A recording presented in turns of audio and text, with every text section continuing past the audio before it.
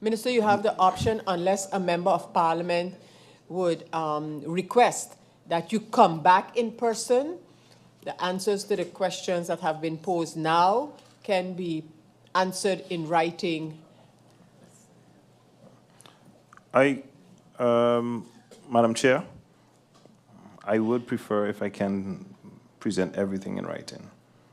I'm sure your colleagues would grant you that request. Sorry, MP York, you have the floor. Thank you, Madam Chair. Madam Chair, I would prefer my answers in verbal, please. You want to see them? From the good minister. Minister, the MP York would like you to respond to his questions in person. Is it something you can do now, right away, or?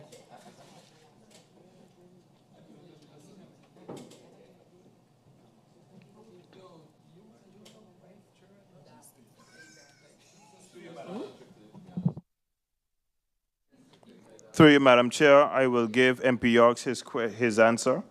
It was never generated, so it was never there, and thus it never went anywhere.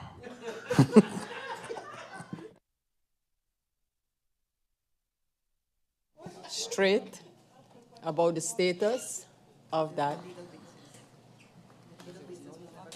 The legal basis basically was never created, and I would reiterate, it was never generated. So it was never there, and thus it never went anywhere. It's pretty clear. No, thank you, Minister. I just wanted to make sure I understood you correctly. That's why that's your answer, MP York. You have further comment? MP York, then you have the floor. Thank you, Madam Chair. So if I understand the minister correctly, if I were to dovetail off MP's Myers' earlier comment of his thing going dead, you just referred to the post being dead.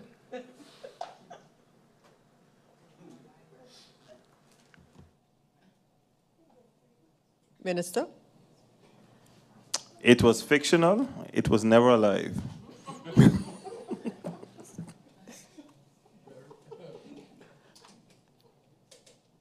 Thank you, Minister Lewis. MP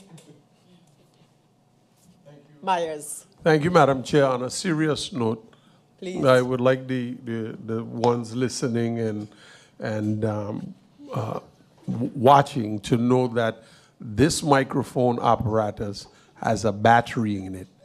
The battery died. I did not know what to call it, so I referred to it as the thing has gone dead. That is the only thing that is dead on me, Madam Chair. Thank you, but on a serious note, I did get an indication, and that was about, I want to believe maybe nearly 2 hours ago, that we might have to break to change the batteries. No, that was a serious note. But I look at Alvin to see when that will have to happen. But I think we could make it through without having a change of batteries. We'll see how that works.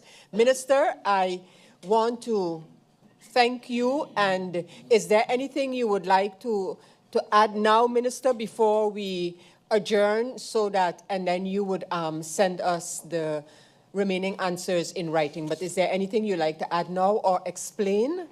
Minister Lewis. Through you, Madam Chair, the question posed or the elaboration on the Charlotte Brookson by MP Myers.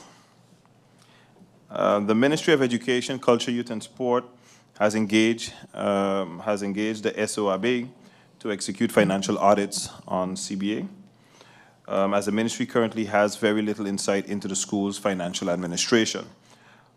Please clarify that it is alleged that the former treasurer of the board of CBA and not the financial controller. With that, I conclude, Madam Chair. Thank you. Thank you very much, Minister, for that further clarification. Minister, support staff of the ministry, I wish to thank you for your answers here and your presence and your answers here this evening. We look forward to receiving in writing your responses, those given as well as those to be given based on the questions posed, and so that it can form part of the report. Minister, thank you very much, and I will adjourn briefly so that you could take your leave, Minister, and we will have the next minister come to, and that would be the last minister in this round that will be providing answers to the members of parliament. So this meeting is going to be adjourned for 2 minutes. Meeting adjourned.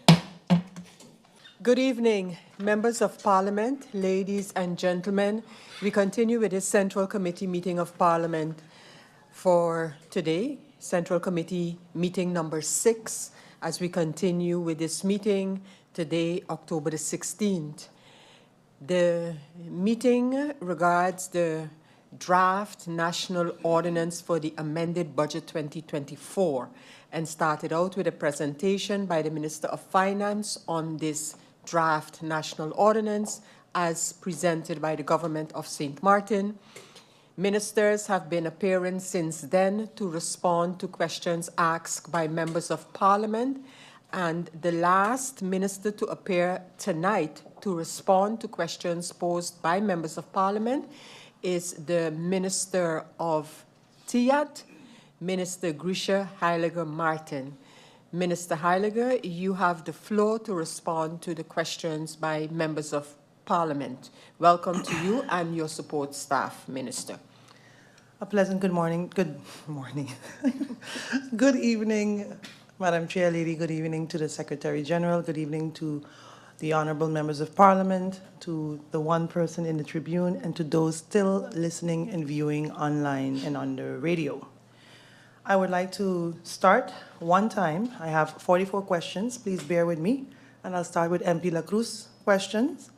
It started with him clarifying a question through an explanation of cost cuts, what difficulties they brought to the ministry, for instance, the marketing and which market was cut and the effect on our product. Cutting the marketing budget has impacted St. Maarten's ability to attract tourists and maintain brand visibility.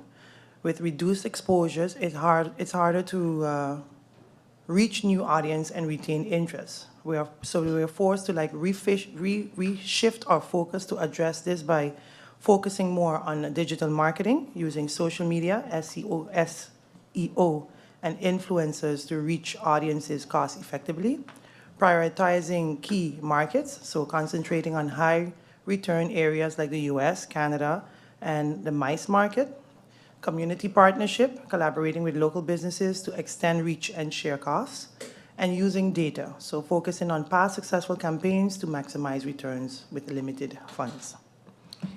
Then MP La Cruz request also asked regarding the sports tourism reduced by 45,000 guilders, HR reduced by 90,000 guilders. What effects this have on the ministry? The activities affected by the cuts are as follows. The Caribbean Multi-Hall Challenge has been affected, and also the Heineken Regatta has been affected by lower fees being paid.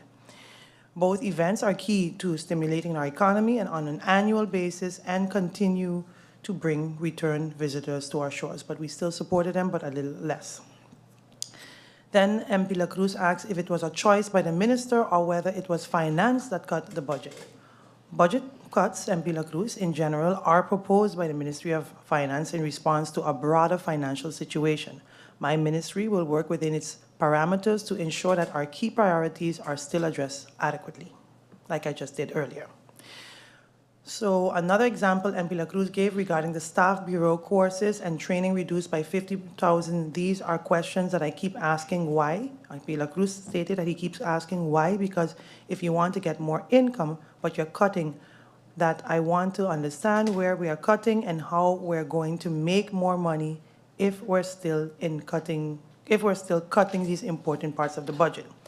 The budget was allocated. The budget allocated was reserved for training and development of the personnel within the Ministry of TIAT By mid-year, budget cuts were required and no training was requested. Given that there was available room for adjustments in the training budget, the Ministry of Finance made cuts to this budget post. So MP Lacleuse asks, so how can we make more money if we have all these cuts? Is the minister open to an idea of sitting with members of parliament and all ministers to brainstorm and exchange ideas to generate revenues? Yes, MP Lacleuse, I am always open to collaborating with anyone who is dedicated to the progress of our island and its people. While Budget 2024 required major cuts, I believe that creative solutions and innovative thinking can help us overcome these challenges. And I'm open to any suggestions you may have. Then I move over to questions by MP Arian. And the first two questions was based on the funds of Rentelast, and they both were answered earlier by Minister of Finance. Then he went over to questions regarding the lottery booths. What is the legal basis and are they legal? So the legal basis for the lottery booths can be found in Article 3, Paragraph 1, under A of the Lottery Ordinance, in Article 2, Paragraph 1, under C of the National Decree containing general measures for the implementations of the articles. Article 3, the third and fifth paragraphs, and fourth and second of the Lottery Ordinance. This is in writing, so hopefully it will be clear for the the MP. The issued lottery license states that the lottery license holder must send to the minister an overview of the locations from which the lottery tickets are sold. In addition, each new point of sale must be reported to the Finance Department and the Department of Economic Affairs. What licenses do they have to operate? Asked the MP Arian. They operate under the lottery license of the license holder, so the lottery company, for which they sell tickets and do not have their own business license from the Ministry of Tiat, nor are they operating as an independent legal entity, BV or NV. So in addition, the national decree that is currently at His Excellency the Governor will have the regulations clearly defined for lottery license holder, booths and point of sales. So in this national decree, the following matters will be regulated once it's passed. The lottery license holder needs to ask the minister for permission to have a sale point. The lottery license holder have to pay a monthly vergunningsrecht for each sales point, and each sales point has to comply with the legal requirements and withdrawal of permission. This will also ensure fees are paid monthly, by extension assist with a compliance of taxes. And once the decision process is completed, all required information will be made available via publication. The lottery license holders will be granted the time to prepare the new rules for their licenses. So does the person that is in the booth pay SZV taxes? Asked MP Arian. This information should be provided by SZB respectively, the Tax Inspectorate Receiver's Office. Are they operating on an eenmanszaak or a BV? Asked MP Arian. The lottery booths currently operate under the licenses granted to the license holder. The license holder is either an NV or a BV, and as stated earlier, this matter will be further addressed once a decision on the national decree is made by His Excellency. What gives the legal right to execute this task? The legal basis, again, can be found under the Article 3 that I mentioned earlier. How many sales points do they have? The last inventory conducted indicated at 350 sales points as of 2023. Current state of the lottery booth, are they legal now? Every lottery, do they pay taxes and fees? They currently operate legally based on the issued permits that I mentioned earlier. With regards to taxes and fees, please again refer to my previous answer to requested by the Inspectorate of Taxes. How many sales points do they have? The last inventory was approximately 350 sales points of 2023, and an updated count will be done soon. What is the legal basis of the sales point? As mentioned before, the legal basis also falls under the exact same legislation that I mentioned earlier in the former questions. Inspection. The last minister was working on revenue generation schemes and dated inspection policies the outdated